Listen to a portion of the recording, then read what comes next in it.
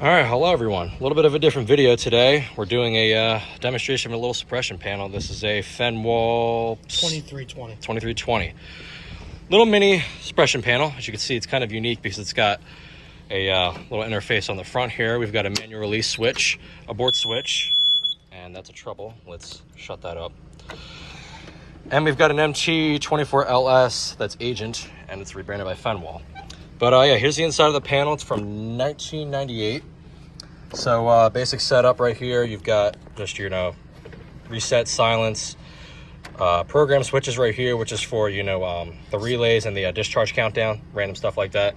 So we've got two detectors right here. Do you know what the models of these are? Yeah, so this right here, this is a system sensor 2451A, but it's branded by EST.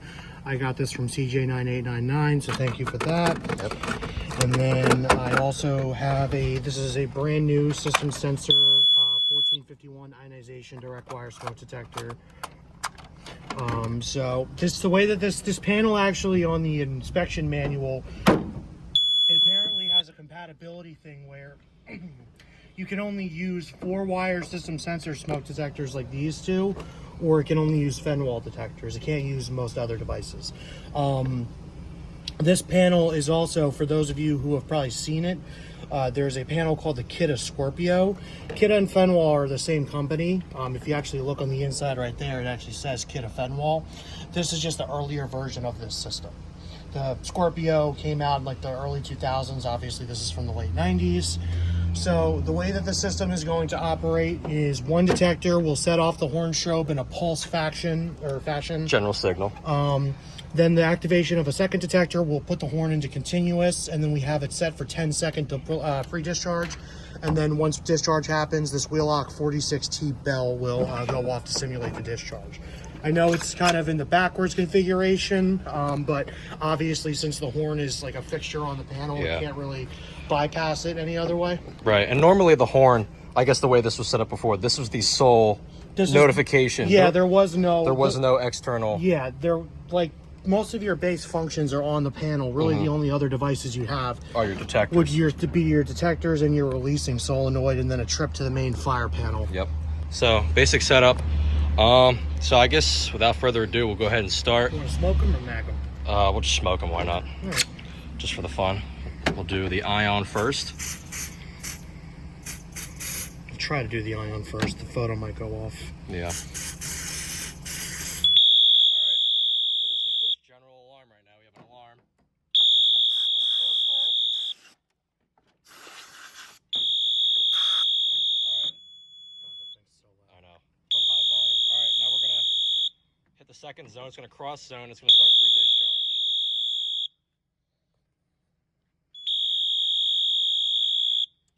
Alright, now it's going continuous, and in 10 seconds, that bell's going to go off.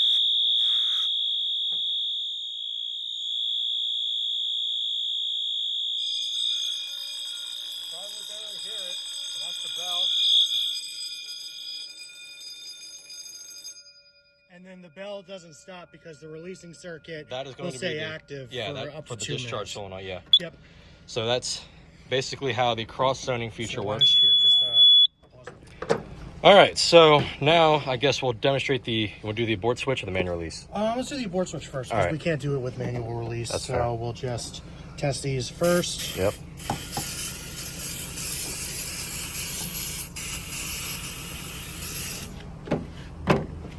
Watch that not do anything. All right, now we hit the abort. Could be trouble on there now. There's not, but there's a silence. Well, I don't know. But as you can see, all right. Is the abort? Maybe the abort switch is not. Should be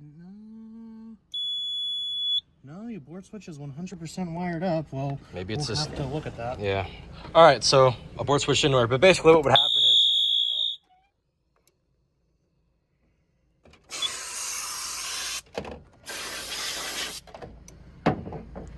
Shut this thing up.